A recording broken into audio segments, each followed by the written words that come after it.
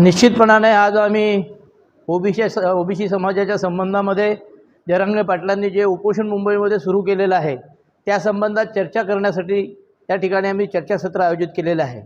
जरांगेंना सरकार पाठीशी घालतंय, प्रशासन पाठीशी घालतंय आणि विशेषतः मराठा समाज आणि सरकार जरांगेंच्या खांद्यावर बंदूक ठेवून या ठिकाणी त्यांचा हेतू साध्य करीत आहेत।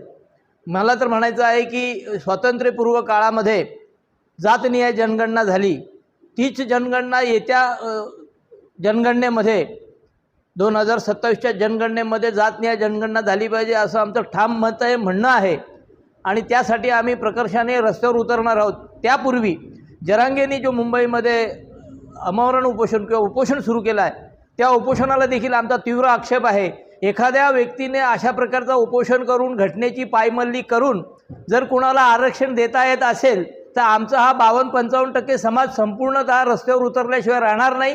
आम्हीही उपोषण आणि अन्य मार्गाचा वापर करू आणि आम्ही देखील आम्हाला मिळालेलं डॉक्टर बाबासाहेबांनी जो आम्हाला आरक्षण दिलेलं आहे तो आम्ही कोणाला हिसकावू